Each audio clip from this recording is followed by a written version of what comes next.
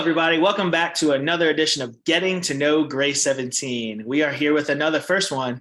It's our baby Babylon 5 newbie. You're welcome for that new nickname, Andrew. Welcome, Andrew. And go ahead and please introduce yourself. All right. Hi, I'm Andrew. I'm also known around here as a film boy, and I guess baby Babylon 5, whatever you just said. And yeah, I'd go further, but we have questions. We do. All right. Well, let's just jump right into good old Grey 17 then. So why don't you walk us through about how you heard about the pod and what made you want to join it? Yeah, so my mom knows Scott from when he was on the school board for Springfield Public Schools.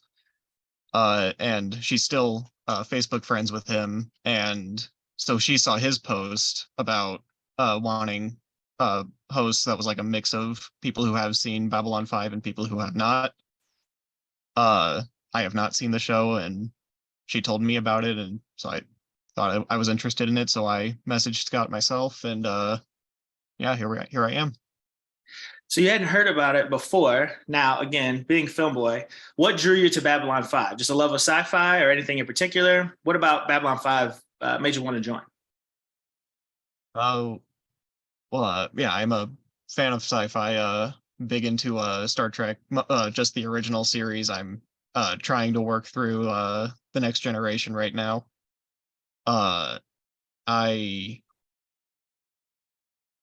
I have heard of Babylon 5, mostly just as the butt end of a few jokes on The Big Bang Theory. But yeah, I just thought it'd be a fun show to get into and like now have under my belt of things that I've seen. Listen, don't sell yourself short, okay? You're also a fan of another sci-fi series that I'm also a fan of. It's called Star Wars, and I will also ride on that hill. Star Wars is sci-fi. Get over it. In some ways, yeah. All right. Well, let's walk us through it. The other thing I ask everybody is, how do you know the rest of the hosts? So you gave us your connection to Scott. How do you know everybody else? I don't. Before the podcast, I had no idea who any of you were. All right. Well, let's check in. What do you think of people now? Spill the tea. They're not here. You can say whatever you want. Yeah, but they could be watching. No, I don't really I like you all. All right. That's about it. Boring answer. All right. No, that's fine. So what do you do for work, Andrew? Right now I'm a shift supervisor for Papa Murphy's, but kind of trying to get out of that. I'm actively looking for other employment. So yeah, hopefully that answer changes soon.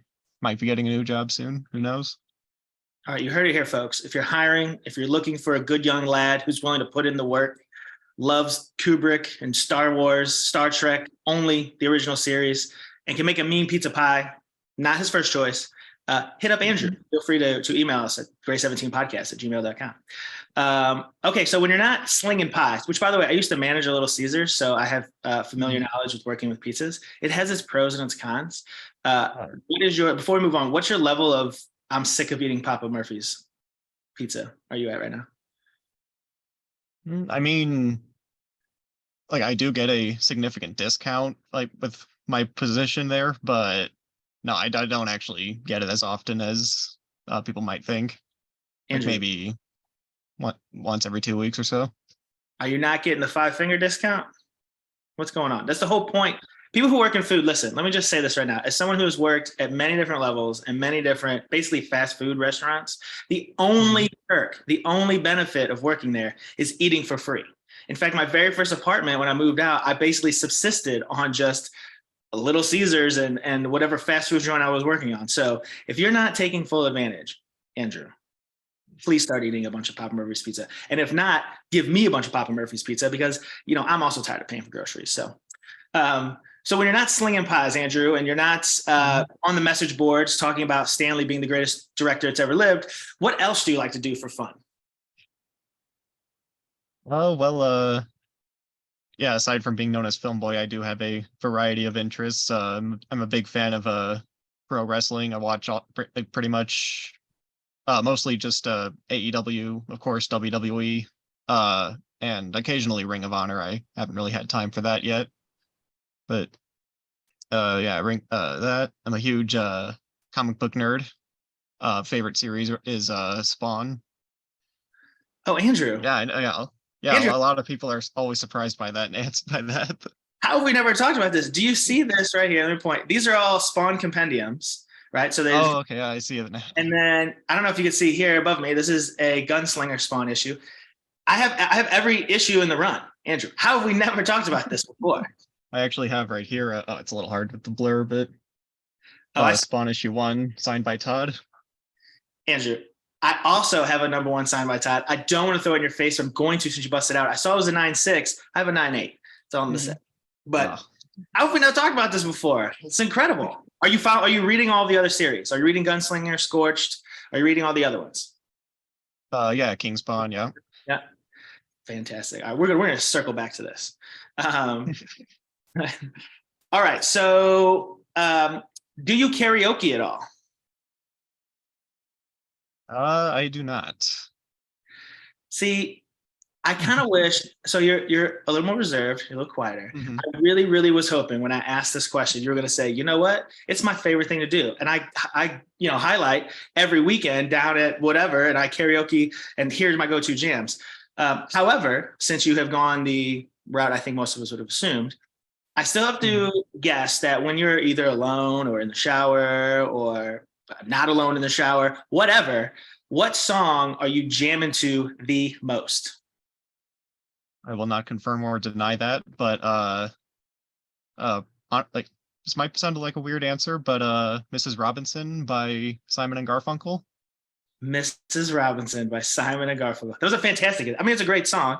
It's not maybe what I would have pegged you with, but having said that, as we get closer to the end of the first series of getting to know Grey 17, I'm going to let you in on a little secret. My wholehearted goal is to try to get us all together to go karaoke. And I'm going to hold each one of you to the songs you have listed. So now when we go, I'm going to try to subtly force you to sing Mrs. Robinson in front of everyone at a karaoke bar. All right, well, you're paying for the drinks. That's fine. It's on me and maybe Papa Murphy. Okay. Do you have pets, Andrew? I do. Yep. I have one dog. One dog. All right. And what kind of dog is it? He's a pug chihuahua mix with Ooh. maybe a little bit of beagle. We're not sure. First of all, I love pugs. Hate chihuahuas. It's a funny mix. I had a pug growing up. I am looking to get a pug again to be best friends with my golden retriever. It hasn't happened yet. Now, having said that, so your pug, if he could talk, what do you think he might say about you, Mr. Spawn-loving Andrew? Give me food. He really is like, I know that's probably what everyone else has said already, but no, like my dog is pretty much, that's his #1 priority most of the time. Is he a hefty fella? Oh, no, he's or he might be a little overweight. I'm actually not sure when the last time we got him checked, but that's all right. We don't body shame on this pod. It's fine. He can be as big as he wants to. I give him all the sausages and treats and snacks. Uh-oh. Said treats, my dog perked up. Okay, so I've asked this question to others. Now, you, however, being the film buff that you are, I'm going to ask this and tweak it a little bit. So I'm going to get a little more in depth. So let's say Andrew is getting his biopic. Two things. Would you want to direct your own biopic? maybe not direct, but I would want to be creatively involved, at least. Is that because you want it to be authentic or because you want to take some creative liberties? Yes.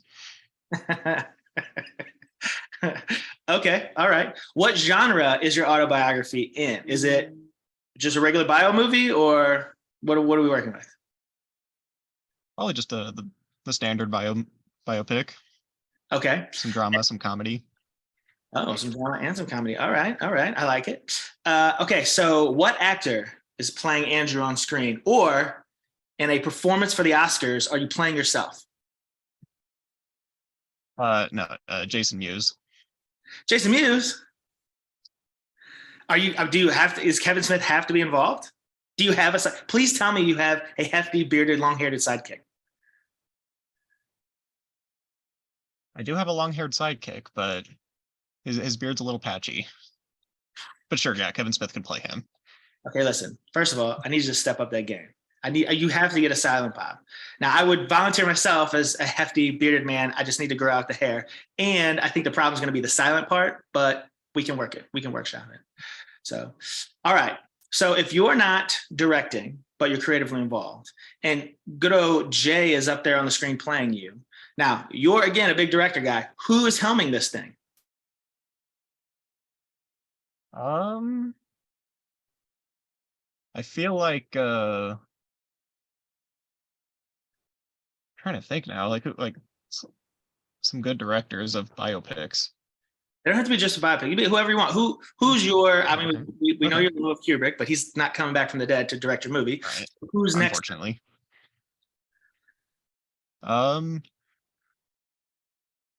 Tarantino's probably long retired by then, but I would love for Tarantino to direct it. Tarantino, you're gonna be his 11th movie because he got the 10th coming out, right? Or he already announced, I think. So you're gonna be his 11th movie. What's the name of Andrew's biopic? I'll leave that up to him to decide. Straight bussin'. Yeah, straight bus. The Andrew Thanon story. So for those listening, it's a little bit of an inside joke. So Andrew is far and away the youngest cast member we have, and we like to rib him mercilessly about everything, but specifically being young and how out of sync we all are with today's vernacular for the kids. And apparently, I've come to learn that straight bussin' means good. It's like, oh, that's awesome. And so we like to throw those comments back at Andrew all the time. In fact, I almost thought about making you do this entire interview just in Gen Z speak, but I thought I'm not going to be able to understand all of your answers, and I need to keep moving. So, speaking I want to make it clear, I want to make it clear I do not speak like that in my everyday vernacular. It's the only message. I just want to make things. It's the only way he talks. This is him trying to church it up. He only talks straight Gen Z. It's incredible. But speaking of talking, Andrew, and since we're in an interview here, what's one question that you wish people would ask you more? What are you currently working on? Like filmmaking? Like I don't really get asked that as much as I would like. Okay. Well, if you've seen these or you see what's coming, Andrew, what are you currently working on? Yeah, well, right now, I'm in the very early stages of working on my own analog horror series, which is like a kind of a what's the word? Like rising in popularity, like horror genre on mainly on YouTube. But it's telling a story like in the form of like lost VHS tapes and like audio recordings and it's kind of like a subgenre of found footage, but yeah, like I really love that style of storytelling. There's so many good ones to choose from out there, and so want to give try my hand in that. Were you alive when the Blair Witch Project came out?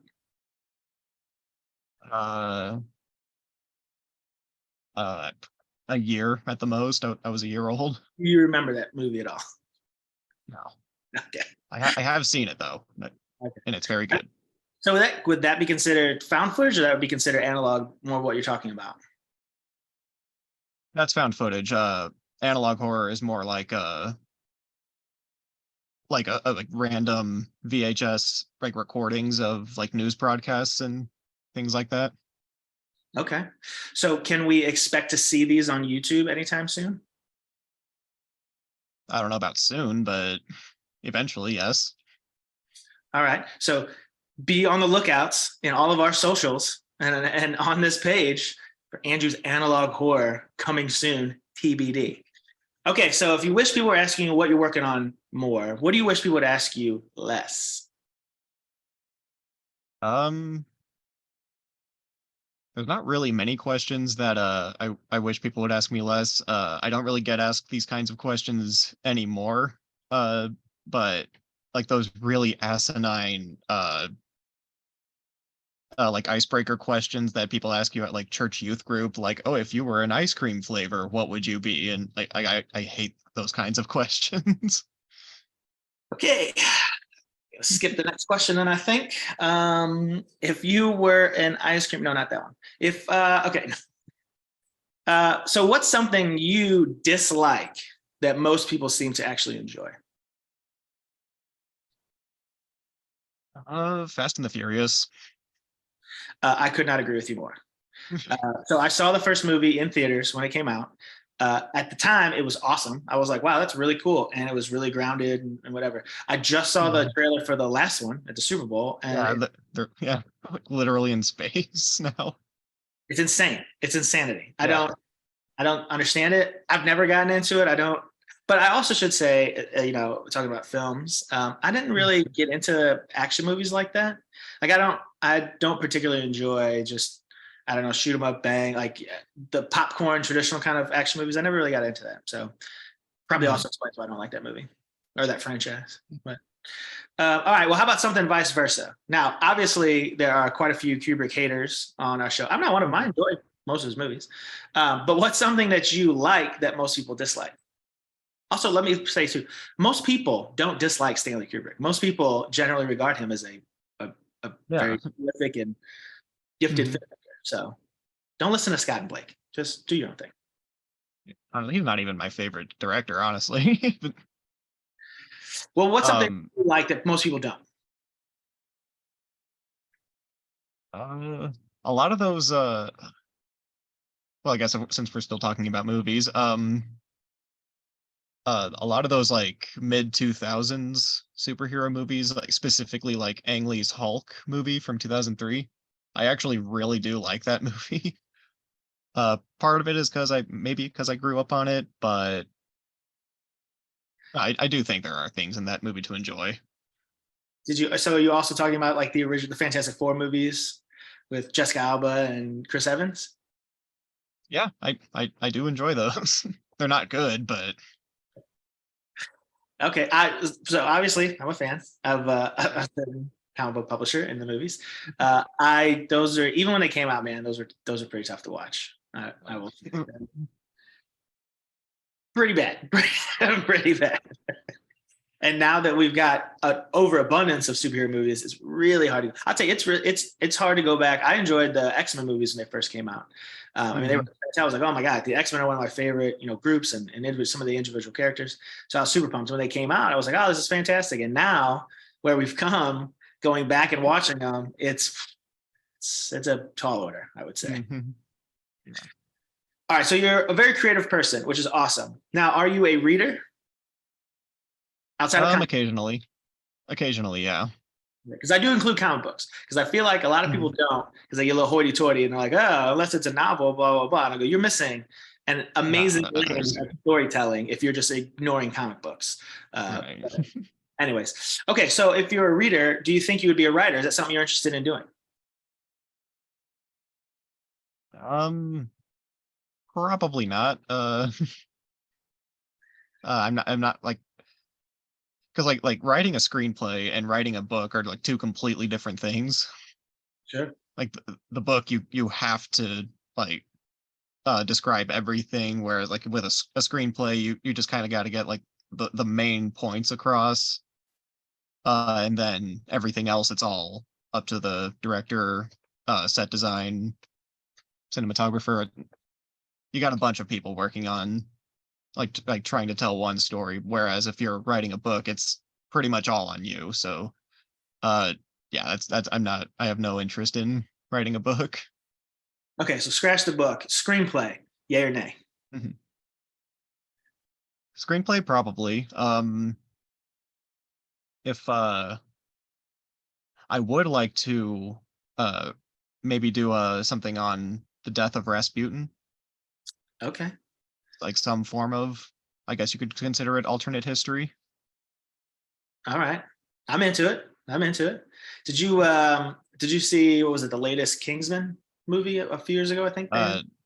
Not yet. The King's Man. I haven't seen it yet. They had Rasputin in that one. I knew that, and interesting take on the character as well. Okay, so look forward to your movie as well. In the horror genre, or you just going to do alternate history, like straight lace with Rasputin, or is he going to be some crazy, over the top, murderous awesomeness? Preferably like historically accurate to like how he was described. But I don't know, probably like a supernatural horror edge to it. I like it. I like it.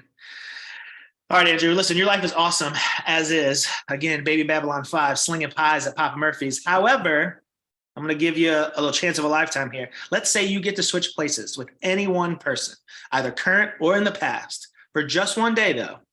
Who you picking and why? Lyndon B. Johnson on the day JFK was assassinated. Okay, a couple things about that. First of all, you had it ready at the gun, and it was such a specific, clear answer. I've thought about that one. Well, walk us through it, man. Walk us through why. Well, because if you really sit down and look at all the evidence, JFK's assassination was clearly an inside job. So I would like to switch places with LBJ, like just to find out for sure if it was. I wish you would have told me. I could have brought my tinfoil hat. I wish I'd have known I wish I'd have known that was your answer. I would have come far more prepared. I feel like a terrible interviewer now. This is going to be such a missed opportunity. But don't think when series 2 comes around and we re-interview people that we're not bringing this back up. Inside job. You heard it here first, folks. Well, I shouldn't really say first, but you heard it here from Andrew from Grey 17's own. It was an inside job, and he's going back as LBJ to get the deets. All right, Andrew, let's swing it back to a little bit of Grey 17. This has been fun. But tell us so far, so we're wrapping up season 2 as we record this. Tell me so far, what's your favorite memory of Grey 17? It can be an episode we watched, an episode we recorded, interaction, anything Grey 17 related. What's your favorite memory so far? Well, I don't want to be a broken record, but definitely the Peter Jurczyk interview.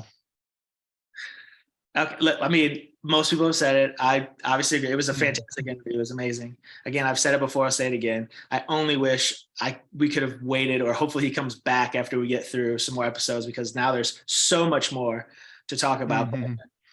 But let me get then. So why was that your favorite? Or tell us a little bit more about what you enjoyed from it the most. Like as much as I enjoyed getting to meet and talk to Claudia Christian, which is like our other big interview that we've done. Like I feel like by the time we interviewed Peter Jurczyk, we all kind of like really found our footing much more like with like our chemistry and like how we work together as a group. And to me, like just relatively speaking, the Peter interview was just a lot more fun. It was a good time. It was a good time for sure. Okay, so if you enjoyed that, knowing we've got, I think, still 2 actual years, physical years, and 3 seasons left, what are you looking forward to the most about Grey 17 or anything related to it? Oh, well, as far as the show itself goes, I just want to see like how everything like wraps up and comes to a close. As far as our show, like the podcast goes, I know I'm not the first person to say this, but I don't think any of us really expected the show to be where it is now.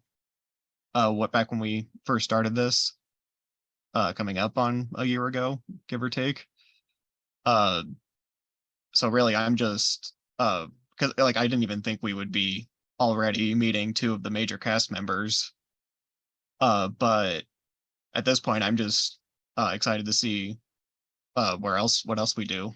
I know we've talked about conventions and maybe getting Bruce Boxleitner, who knows? But well, now that you're internet famous, what are you going to use it for? Good or evil, Andrew? good. Boy, it took you a long time to get there. Oh, I thought that was a softball. So everyone prepare yourselves for the E! True Hollywood Story, Andrew, Baby Babylon 5 behind the music when he inevitably crashes and goes crazy. I'm excited for it. But all right, Andrew. So what we like to do here is we like to wrap it up. The last thing we do is I ask you to give me 2 truths and a lie, not necessarily in that order, in any order you like. And then for those of you watching, if you haven't seen it before, go ahead and post your comments below of what you think Andrew's lie is. And then about a week or two after this airs, Andrew will come on and let you know what's the lie. So, Andrew, whenever you're ready, give me 2 truths and a lie. All right. So I once bumped into WWE Hall of Famer Jerry Lawler at a local baseball game twice. I once took an indie wrestler up on his offer to be put through a table.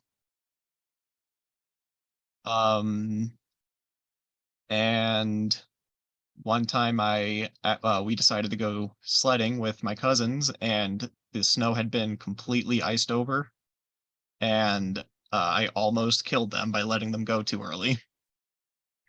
Okay, so to recap, Andrew almost murdered his cousins. He allowed himself to be thrown through a table thanks to an independent wrestler that he called out.